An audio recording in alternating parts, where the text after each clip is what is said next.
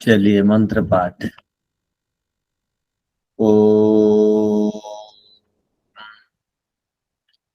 सहनावतु सहनौ भुनक्तु सह वीर्यं करवावहै तेजस्विनावधीतमस्तु मा विद्विषावहै। ओम शांति शांति शांति।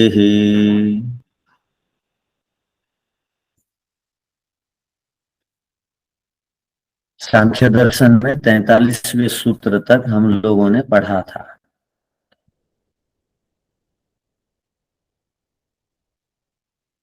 पूर्व पक्षी ने कहा था कि सब कुछ ज्ञान मात्र है, वस्तु है ही नहीं। यदि वस्तु को नहीं मानेंगे तो वस्तु में ज्ञान रहता है, ज्ञान रहेगा कहाँ? तो शून्यत्व का प्रसंग आ जाएगा। शून्यत्व का प्रसंग आ जाने से हमें ऐसा नहीं कहना चाहिए जैसे पूर्व पक्षी कहते हैं। सब कुछ शून्य मानेंगे, सब कुछ ज्ञान मात्र मानेंगे, वस्तु की सत्ता नहीं मानेंगे, तो वस्तु में ज्ञान गुण रहता है। वस्तु नहीं माने तो ज्ञान भी नहीं है, ज्ञान और वस्तु नहीं है तो सब कुछ शून्य है। ये प्रसंग आ जाएगा, ये सिद्धांत। किसी को कुछ पूछना है? किसी को कुछ पूछना नहीं है? ठीक है। आप लोग होली खेल में व्यस्त थे। हमारा जो प्रकरण चल रहा है शून्यवाद का, अब आएगा। क्षणिकवाद और विज्ञानवाद का खंडन हो गया। क्षणिकवाद का और विज्ञानवाद का खंडन हो चुका है। अब शून्यवाद आने वाला है।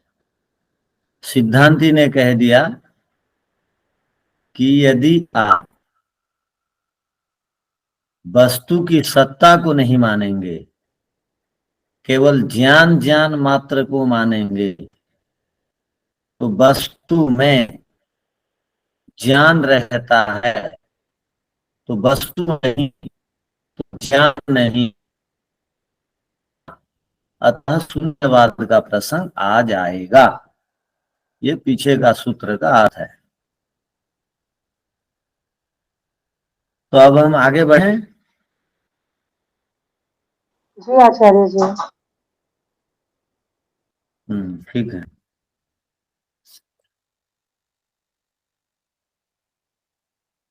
अब देखिए आगे। शून्यवाद उत्थाप्यते। शून्यवाद को अब उठाया जाता है। शून्यवाद किसे कहते हैं इसको भी समझ लीजिए। क्षणिकवाद आपने समझ लिया, विज्ञानवाद को समझ गए, अब शून्यवाद। तो अब चले जाएगा, खत्म होने वाला है, किंतु बढ़िया बढ़िया प्रसंग को छेड़ करके आगे बढ़ रहे हैं। कि कुछ लोग ऐसे भी होते हैं जो शून्य को मानते हैं। शून्य का क्या है अब आगे बताएंगे। अब शून्यम तत्वम भावो विनश्यति वस्तु धर्मत्वात् विनाशस्य।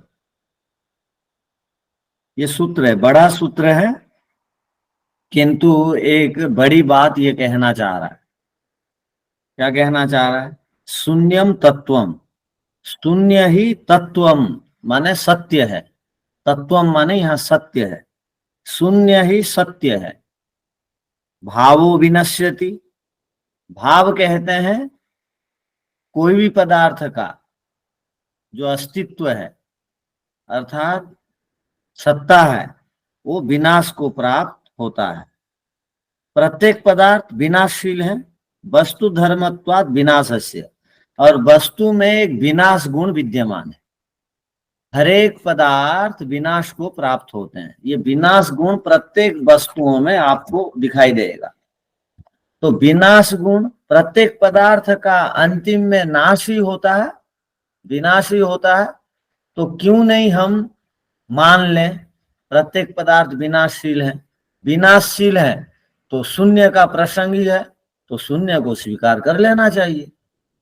क्यों वो सब क्षणिकवाद के चक्कर में आप लोग पढ़ते हैं, विज्ञानवाद के चक्कर में पढ़ते हैं? क्यों आप लोग बंधन है बोलते हैं? बंधन भी तो समाप्त हो जाता है, क्षणिक है वो। बंधन भी तो एक वस्तु के समान है, वो भी नष्ट हो जाएगा। मुक्ति भी तो एक वस्तु के समान है, वो भी नष्ट हो जाएगा। आत्मा भी एक वस्तु है, वो भी नष्ट हो जाएगी। तो आप क्यों नहीं विनाश शून्यवाद को मान लेते? विनाश धर्म होने से प्रत्येक पदार्थ का क्यों आप लोग ये सब विज्ञान, क्षणिक, ये सिद्धांत, सत्ता पक्ष आदि को स्वीकार कर रहे हैं? ये कह रहा है। तो ये बात ठीक है कि नहीं है? इसकी बात ठीक है ना? क्यों नहीं है? नहीं है। नहीं प्रत्येक आचार्य पदार्थ जी। प्राप्त होते हैं। जी, लेकिन आपने बताया था ना, वैसे हमारा सिद्धांत तो भी यही मानता है कि नष्ट तो होता ही है, लेकिन दार्शनिक वैसे भाषा में बोला जाए तो वो कारण में विलीन होता है, हम तो ये मानते हैं। तो लेकिन ठीक यहाँ पे है, तो कारण में विलीन होता है, ठीक है, वो आप बोल रहे हो। किंतु उसको तो संसार में यही तो बोलते हैं। हांडी, वो घड़ा टूट गया तो क्या बोलते हैं? घड़ा का काम खत्म, वो नाश हो गया। एक आदमी मर गया तो खत्म, समाप्त। तो कहने का अर्थ है, ठीक है, सूत्र का अर्थ लिख लेते हैं, उसके बाद प्रश्न पूछिए जो माता जी हाथ खड़ा की है। तो तो ये पहले, कहे तो केवल परिवर्तन होता है। हाँ ठीक है, ये सूत्र आचार्य में, जी, हाँ क्या बोल रहे वो हैं? आप कह रहे थे ना कि ये क्षणिकवाद का तो बता दिया कि वो लोग क्या मानते हैं, तो वो शून्यवाद का भी आप बता रहे थे, लेकिन फिर वो ध्वनि बीच में कट रही थी आपकी, तो वो बात रह गई। पहले सूत्र का अर्थ लिख लीजिए। जी।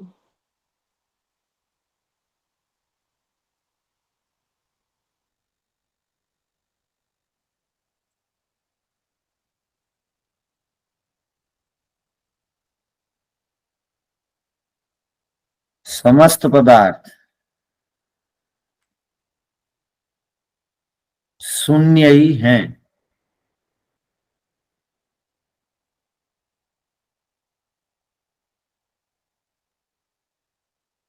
क्योंकि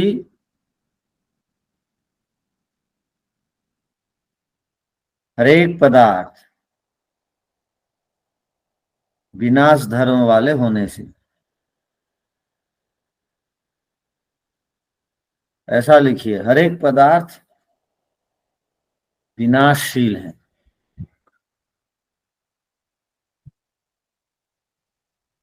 उसके बाद लिखिए, विनाश होना मुझे फिर से बोल दीजिए। समस्त पदार्थ शून्य ही हैं, क्योंकि हरेक पदार्थ विनाशशील होते हैं। विनाश होना प्रत्येक पदार्थ का धर्म होने से।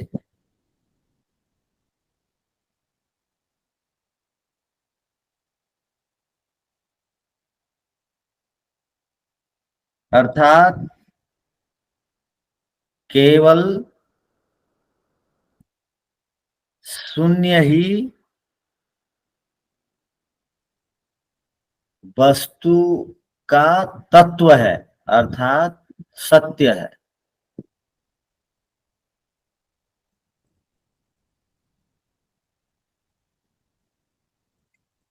क्योंकि नाश होना वस्तु का धर्म होने से।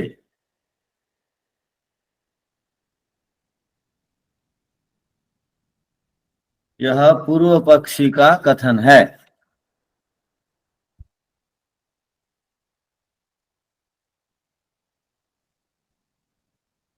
अर्थात जितने भी सत्तात्मक पदार्थ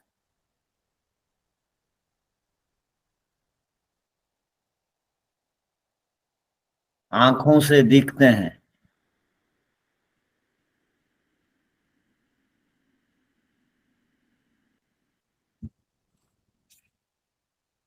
और जो भी कोई पदार्थ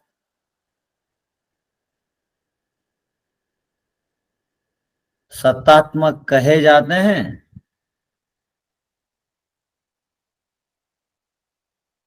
किंतु आंखों से नहीं दिखाई देते,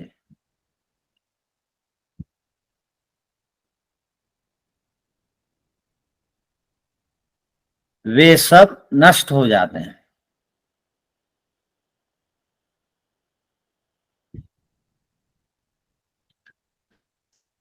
क्योंकि शून्य ही सत्य है।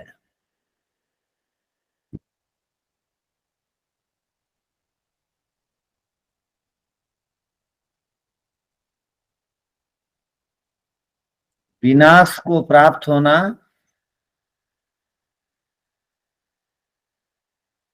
विनाश को प्राप्त होना प्रत्येक पदार्थ का अपना अपना धर्म है।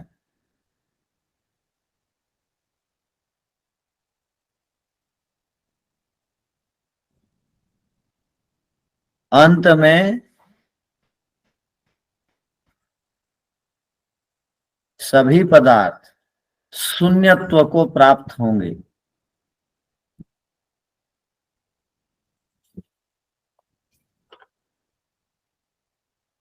अतः शून्य ही सत्य है।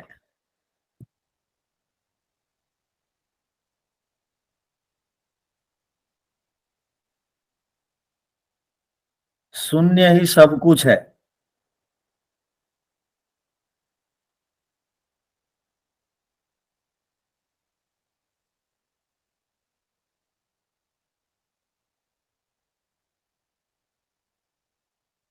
सत्तात्मक पदार्थ सब नष्ट होते हैं।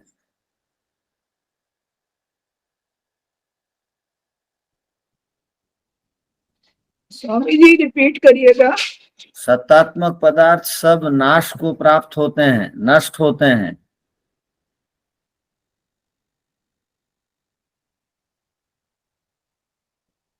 सब नष्ट हो जाएंगे तो कुछ बचेगा नहीं।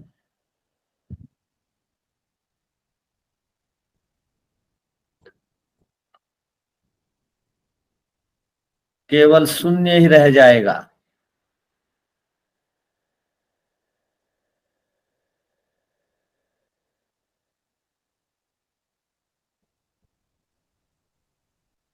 अतः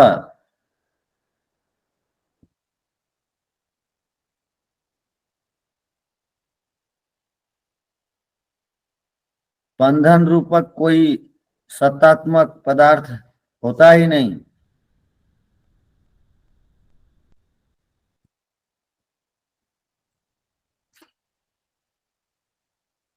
मोक्ष भी कोई चीज है ही नहीं।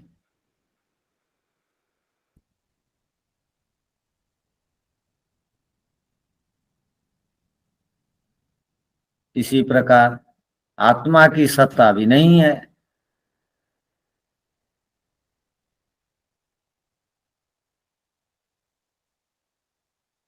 ये सब के सब पदार्थ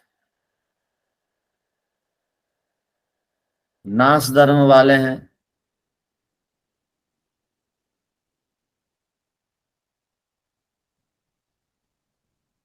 अतः बंधन का कारण को क्यों ढूंढ रहे हैं?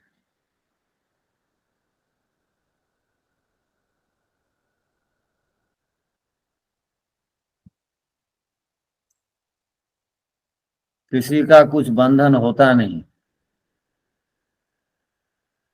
ऐसा पूर्व पक्षी का कहना है। किसी का कुछ बंधन नहीं। नहीं होता, ऐसा पूर्व पक्षी का कहना है। लास्ट लाइन रिपीट कीजिए प्लीज। आप बता दीजिए जो लिखे हैं, क्या बोला लास्ट लाइन? ऐसा पूर्व पक्षी का कहना है, किसी का कोई बंधन होता ही नहीं है, ऐसा पूर्व पक्षी का कहना है। ठीक है।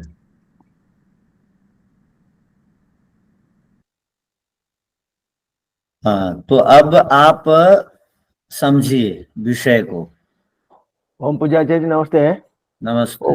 ओ भाव मतलब क्या? भाव विनिशते भाव? भाव माने सत्ता, माने अस्तित्व,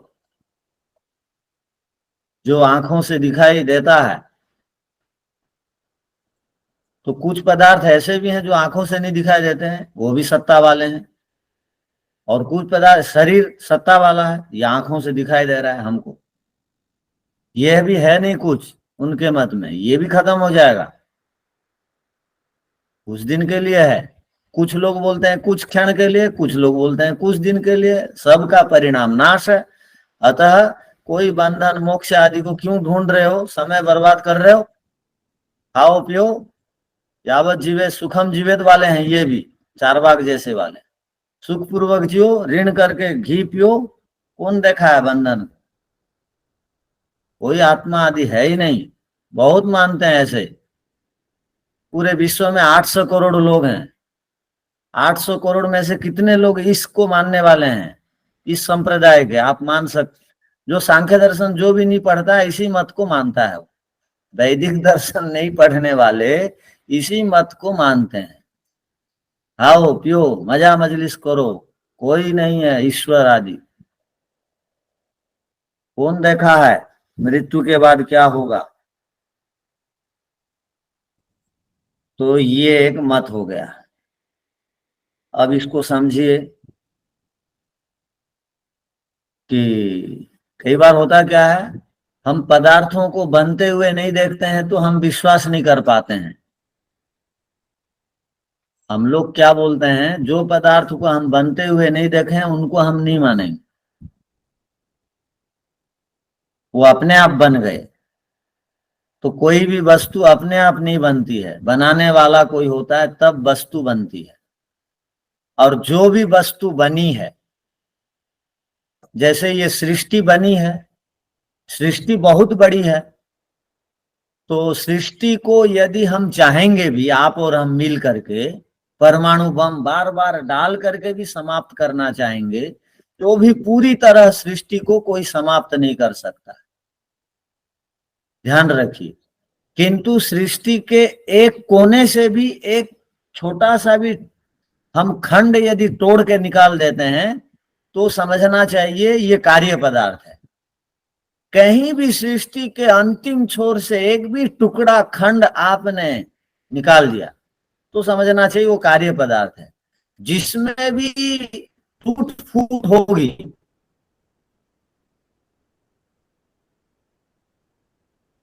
वो कार्य पदार्थ कहलाएंगे।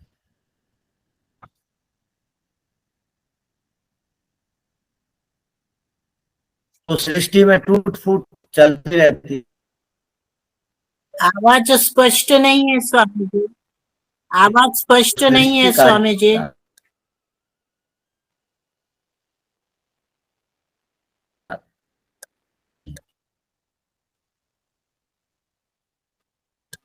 अच्छा,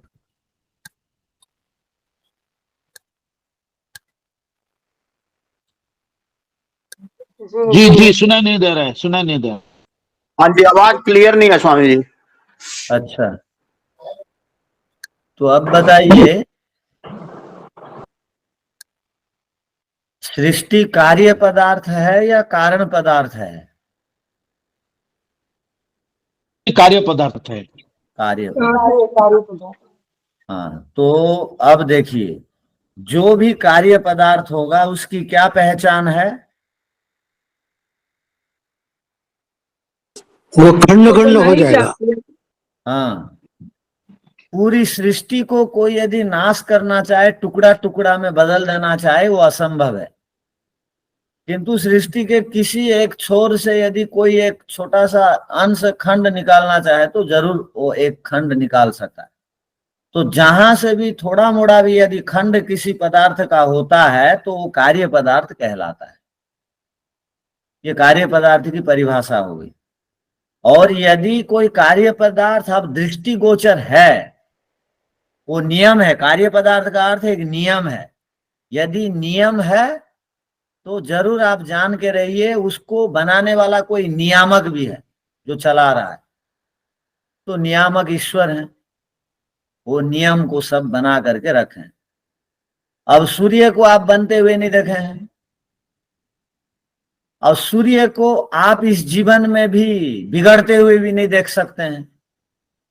आपके जो पूर्वज थे, लगभग 200 करोड़ साल ये सृष्टि को व्यतीत होकर के हो गया, इतने साल से वो सूर्य है, किंतु धीरे धीरे धीरे धीरे धीरे सूर्य जो है वो जब 400 करोड़ साल, 450 करोड़ साल लगभग का समय होने के बाद वो सूर्य की क्षमता समाप्त हो जाएगी। जो सूर्य गर्मी दे रहा है या सूर्य जो जीवन तत्वों को देता है, और वो देने में अक्षम हो जाएगा, अक्षम हो जाएगा तो समाप्त हो जाएगा। ये प्रक्रिया धीरे धीरे चालू होती है। अब सृष्टि की युवावस्था है, अब सृष्टि की युवावस्था है, लगभग 200 करोड़ साल हुए हैं तो युवावस्था है, और 250 करोड़ साल है सृष्टि की आयु, तो युवावस्था में है। इसलिए हमको ऐसा लग रहा है कि ये सूर्य वैसे को वैसे है, ये चंद्र वैसा को वैसा है, लग तो रहा है, किंतु ये धीरे धीरे धीरे करके अक्षम हो जाएंगे। अब सबसे पहले हम बने हैं या बाद में बने मनुष्य? सृष्टि में सबसे पहले मनुष्य बना या सबके बाद मनुष्य बना? सबके बाद मनुष्य बना। जो सबके बाद बनता है वो सबसे पहले चले जाता है, ध्यान रखिएगा। जो भी पदार्थ बाद में बन के तैयार होता है, शरीर में भी आप देखेंगे दांत आदि पहले बने या बाद में बने? बाद में बना तो दांत आदि पहले चले जाएंगे। जो पदार्थ, ध्यान रखिए, बाद में बनेगा वो प्राय करके सबसे पहले जाएगा। और जाएगा कैसे, इसको भी समझिए। मनुष्य जब जाते हैं तो प्रलय का काल जब चालू हो जाएगा, तो प्रलय का काल चालू होने से पहले मनुष्यों में जो स्त्रियां हैं, पुरुष में और वो क्षमता नहीं होगी, और स्त्रियों में बच्चे उत्पन्न करने की क्षमता नहीं होगी। दोनों की क्षमता धीरे धीरे धीरे धीरे खत्म हो जाएगी, तो बच्चे पैदा होना बंद हो जाएंगे सृष्टि के प्रलय से पहले पहले की बात। तो धीरे धीरे करके एक दिन ऐसा आएगा मनुष्य बचे हैं और बच्चे पैदा नहीं हो रहे हैं, क्योंकि सबकी क्षमता समाप्त हो जाएगी।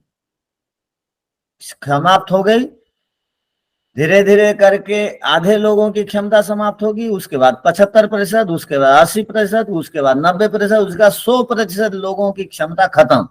तो जो बचे हैं वो खत्म होने के बाद मनुष्य की योनियां समाप्त। उसके बाद पशु पक्षियों की यही स्थिति होगी।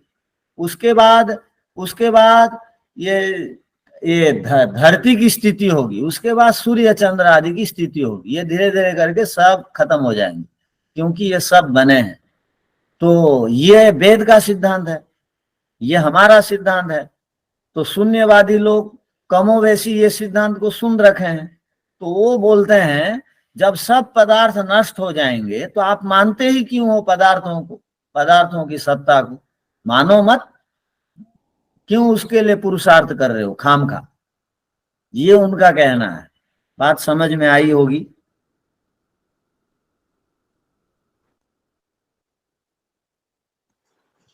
हाँ जी।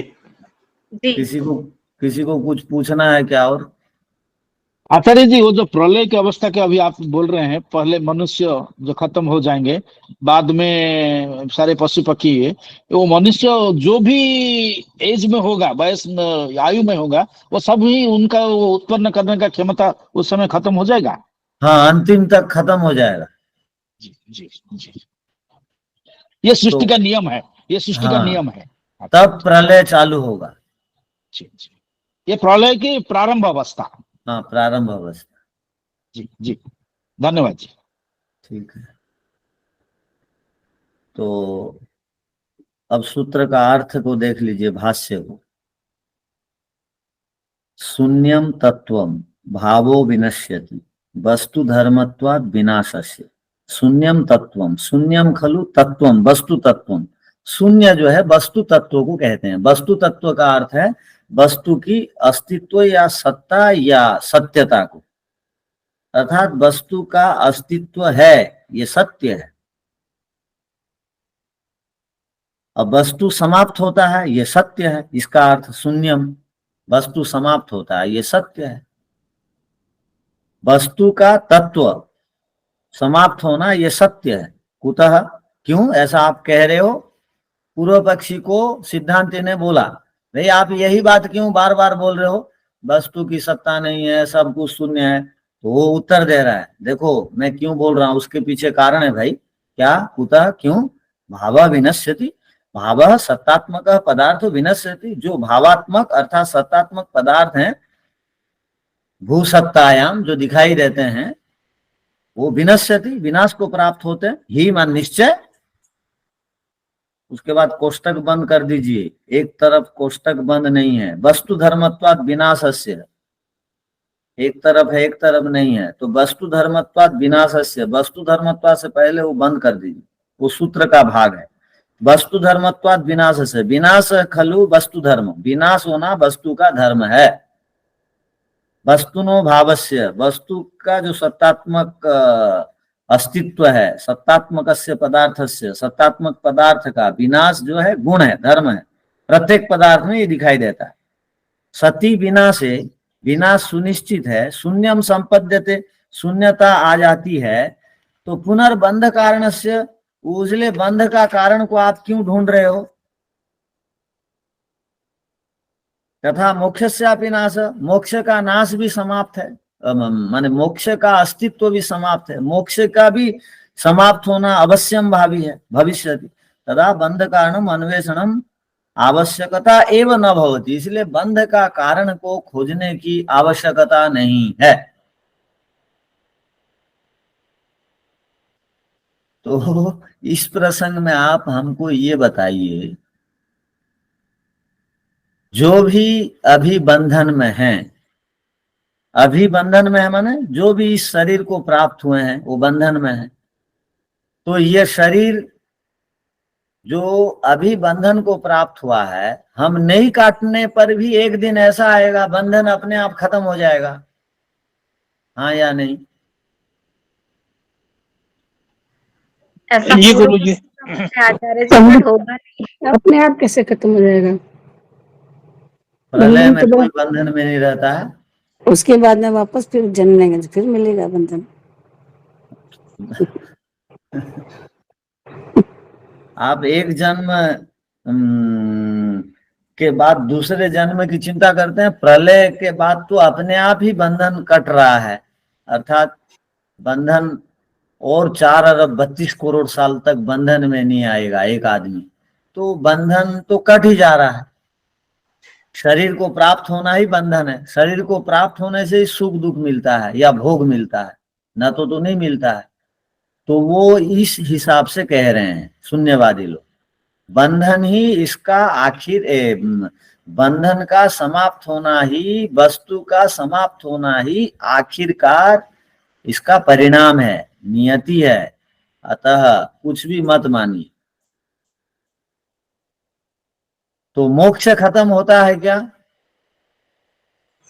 होता है ना, जब एक काल के बाद खत्म हो जाता है मोक्ष। एक 36,000 बार सृष्टि बनता और बिगड़ता है, उसके बाद तो फिर मोक्ष भी खत्म हो जाता है ना। ठीक बात है, मोक्ष भी खत्म हो जाता है। वो ठीक लिख रहा है, इसका मतलब वो भी खत्म हो जाता है, ये भी खत्म हो जाता है, इसलिए मानो मत। अब ये बताइए मानेंगे या नहीं? बंधन अपने आप कटता है तो काटने के लिए प्रयत्न करना चाहिए या नहीं? करना चाहिए। करना चाहिए। क्यों करेंगे? मोक्ष के बंधन लिए नहीं कटता आचार्य जी, बंधन कटता नहीं है। प्रलय के बाद मनुष्य बेहोश की तरह उसका आत्मा पड़ा रहता है, वो मुक्ति में नहीं जाता है। और फिर जब सृष्टि होगी तब फिर जन्म लेगा, तो मोक्ष तो उसको कभी मिला ही नहीं फिर। हम बोलते हैं बंधन का अर्थ क्या है? शरीर जन्म लेना, शरीर के बस हाँ 4 अरब 32 करोड़ साल तक आप बंधन मुक्त रहेंगे प्रलय की अवस्था में। उस समय तो सुख दुख कुछ मिलेगा नहीं, वो मूर्छित रहो चाहे कुछ भी रहिए आप। लेकिन आनंद भी नहीं मिलेगा ना, मोक्ष का आनंद नहीं मिलेगा। अच्छा, मोक्ष का आनंद नहीं मिलेगा। तो बेहोश अभी आपको पता लग गया है मोक्ष मिलता है बोल करके, तो आप जी, मोक्ष के साधन जुटा रहे हैं ना। आप पढ़ा रहे हैं तो वही कोशिश हो रही है समझने की। ठीक है।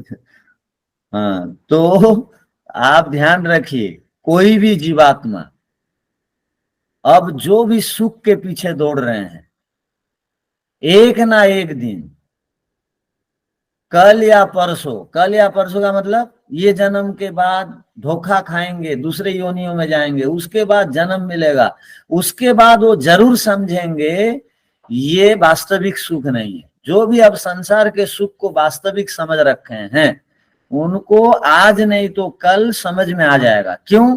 प्रत्येक आत्मा की आंतरिक अभिलाषा है कि मैं सुख को पाऊंगा, और वो आज नहीं तो कल वो समझ लेता है कि ये संसार का सुख सुख नहीं है।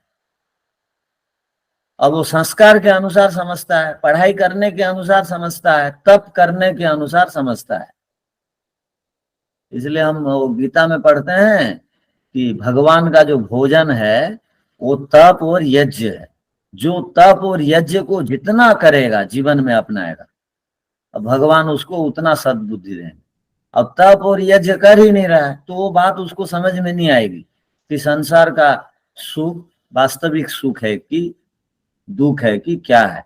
शुद्ध सुख नहीं है संसार का सुख, शुद्ध सुख नहीं है। हम आगे एक सूत्र पढ़ेंगे, पीछे भी कभी बताए थे कि 3 प्रकार के जो लोग हैं दुनिया में, वो प्रथम प्रकार का उत्तम कोटि का आदमी वो है जो संसार में दुख देखता है। मध्यम कोटि का आदमी वो है जो संसार में सुख दुख दोनों देखता है, और अधम कोटि का आदमी वो है जो संसार में केवल सुख देख रहा है। तो हम ये 3 में से कौन से में हैं अभी? बीच वाले। अब बढ़िया, आप बहुत स्थिति आपकी ठीक हो गई है मतलब यदि बीच वाले, ये बहुत अच्छी स्थिति है बीच वाली स्थिति भी। स्वामी किंतु जी आपका साथ मिला है तो स्थिति अच्छी होएगी ना। नहीं, किंतु वो हृदय से आप अनुभव करिए संसार में सुख देख रहे हैं कि नहीं। दोबारा जो चटनी अच्छी लगी खाने की इच्छा होती है? एक बार स्वामी जी शादी, स्वामी जी अगर आपके साथ रहकर अब थोड़ा थोड़ा त्याग की भावना भी आ गई है मन में। ठीक है, बढ़िया है। चलिए, अब ये सूत्र आप समझ गए, अर्थ समझ गए। अब आगे देखिए, उत्तर है, अब उसका उत्तर दिया जाता है। और एक सूत्र देख लेते हैं, उसके बाद कोई पूछना है तो पूछेंगे। उत्तर है, उत्तर दिया जाता है पिछला प्रश्न का। अपवाद मात्रम अबुद्धानाम, अबुद्ध कहते हैं अज्ञानियों को, बालकों को, मूर्खों को, उन्मत्तों को, पागलों को, रात को सोए सोए जो प्रलाप करते रहते हैं वो वास्तविक नहीं है वो प्रलाप। तो अबुद्ध कहते हैं जो बुद्धिमान नहीं है। अब अपवाद कहते हैं, अपवाद का अर्थ है विपरीत ज्ञान, अपवाद का अर्थ है उल्टा ज्ञान, उल्टा कथन। अपवाद का अर्थ है बकवास मात्र, कथन मात्र। मूर्खों का ये केवल कथन मात्र ही है, विपरीत ज्ञान मात्र ही है। मूर्खों का ये विपरीत ज्ञान मात्र ही है, उल्टा ज्ञान मात्र ही है, बकवास मात्र ही है, प्रलाप मात्र ही है, गिड़गिड़ाना मात्र ही है। गिड़गिड़ाना तो नहीं होगा, फालतू बात करना मात्र ही है। क्या? कि सब कुछ शून्य है, सब कुछ शून्य है।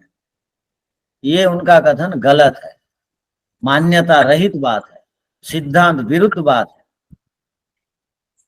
सूत्र का अर्थ है अब लिख लीजिए, आप समझ गए होंगे।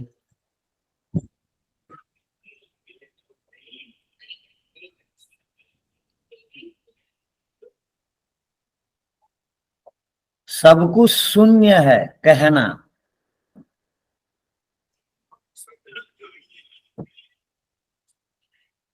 यह मूर्खों का केवल मिथ्या ज्ञान है, विपरीत कथन है।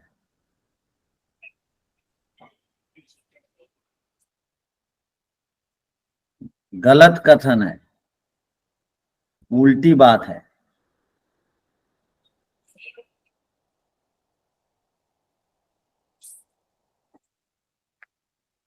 अर्थात सब कुछ शून्य है यह कहना अज्ञानियों का मिथ्या कल्पना मात्र है।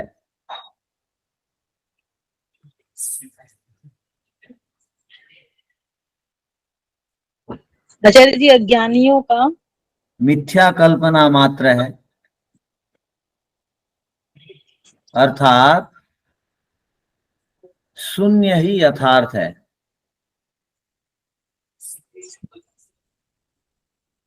क्योंकि सत्तात्मक पदार्थ नष्ट हो जाते हैं। सारी जगह फिर बोलिए। शून्य ही यथार्थ है, क्योंकि सत्तात्मक पदार्थ नष्ट हो जाते हैं।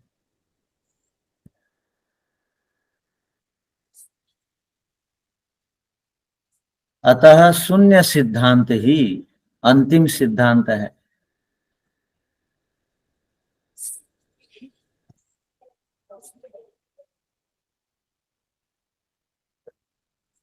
इस प्रकार का कथन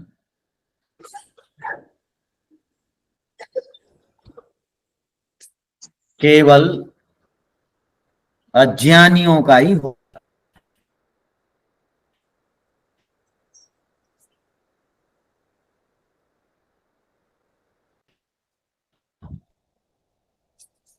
अज्ञानियों का ही हो सकता है।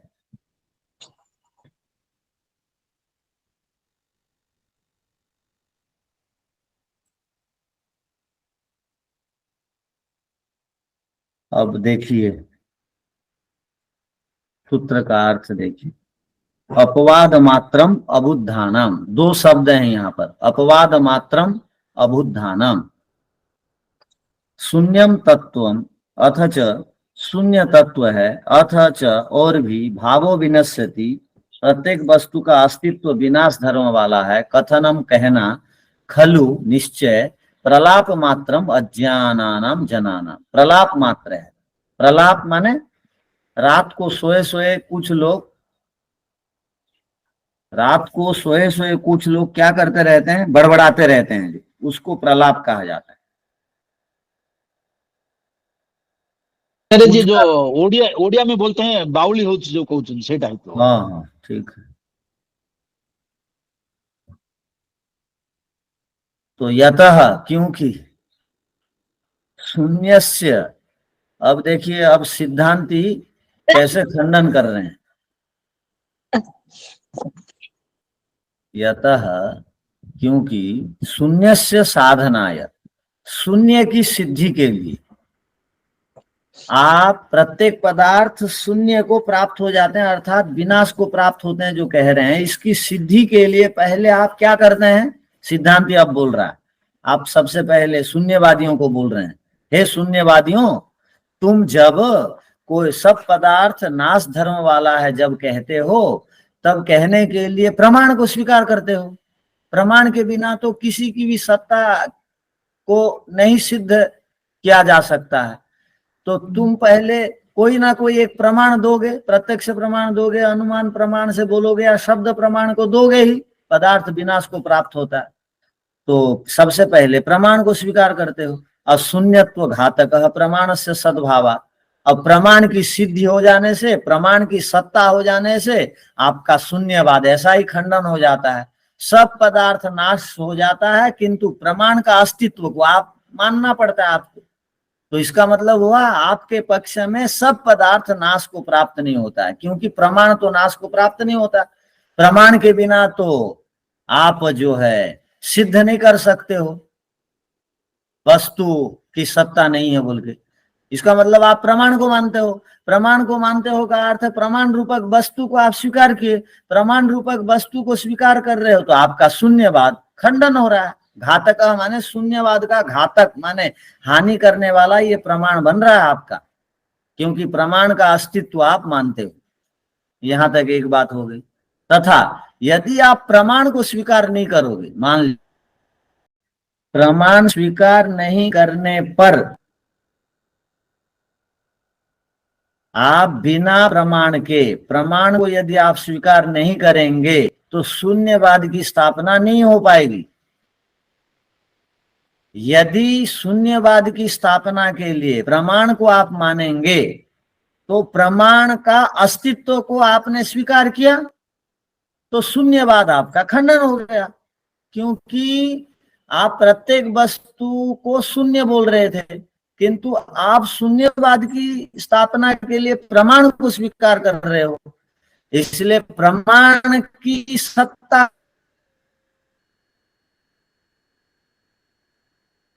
को आप मान रहे हो, तो प्रमाण की सत्ता है, इसका मतलब आप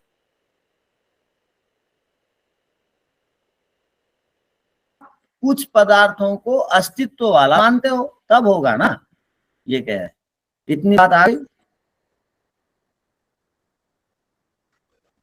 जी आचार्य जी। जी आचार्य।